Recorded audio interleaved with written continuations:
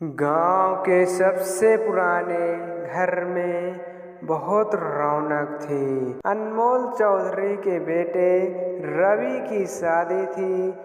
दुल्हन घर आ गई। नाम उसका था अनामिका, जो देखने में बेहद सुंदर, घने काले बालों वाली लेकिन गुमसुम वो रहती थी। शादी की रस्में पूरी हो गई और अनामिका जब घर आई सब कुछ सामान्य लग रहा था। लेकिन पहले ही रात रवि को अजीब एहसास हुआ। जब उसने अपनी पत्नी को सोते हुए देखा तो उसे एहसास हुआ और महसूस भी हुआ कि उसके बाल खुद ब खुद सरक रहा है। सुबह जब घर की नौकरानी गायत्री ने कमरे की सफाई की तो उसने तकिए पर काले जुएं रेंगते हुए देखा। उसे अजीब लगा, लेकिन उसने सोचा यह सामान्य बात हो सकती है। परंतु जल्द ही पूरा घर भयानक घटनाओं से भर गया। रवि के माता पिता ने महसूस किया कि जब से अनामिका आई है उसके सिर पर अजीब खुजली होने लगी। धीरे धीरे घर के बाकी सदस्यों को भी वही समस्या होने लगी। गायत्री ने डरते हुए अमोल चौधरी से कहा,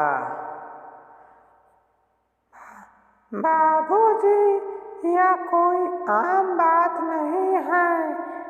यह स्त्री साधारण नहीं है। लेकिन अमोल ने इसे बकवास कहकर टाल दिया। फिर एक रात रवि ने देखा कि अनामिका आईने के सामने बैठी थी और उसके बालों से जुएं गिर रहे थे, लेकिन वे गायब हो जाते जैसे किसी अंधेरे में समा गए हो। रवि डर गया। वह समझ नहीं पा रहा था आखिर उसकी पत्नी कौन है। गांव के बुजुर्गों से पता चला कि सालों पहले इस घर में एक औरत को जिंदा जलाया गया था और वह औरत काले जादू की जानकार थी और जुए का श्राप फैलाने वाली चुड़ैल थी। मरने से पहले उसने श्राप दिया था कि इस घर में एक दिन वह फिर जन्म लेगी और अपने श्राप को पूरा करेगी। रवि को समझ आ गया कि अनामिका वही आत्मा है। अब वह जान गया कि उसे इस श्राप को रोकना ही होगा। रवि ने अनामिका का सामना किया। जैसे ही उसने गंगा जल उसके सिर पर छिड़का, अनामिका की आंखें लाल हो गई। वह भयानक रूप में बदलने लगी। उसके बालों से लाखों जुएं निकलकर पूरे घर में फैलने लगे। चारों तरफ चीख पुकार मच गई। अमोल चौधरी और उसकी पत्नी जमीन पर गिर गए। उसके शरीर पर जुएं चिपक गए। गायत्री भागने लगी, लेकिन दरवाजे अपने आप बंद हो गए। रवि ने पंडित जी की सलाह मानी और हनुमान चालीसा पढ़ना शुरू कर दिया। धीरे धीरे जुएं जलने लगे और अनामिका दर्द से चिल्लाने लगी। फिर अचानक सब कुछ शांत हो गया।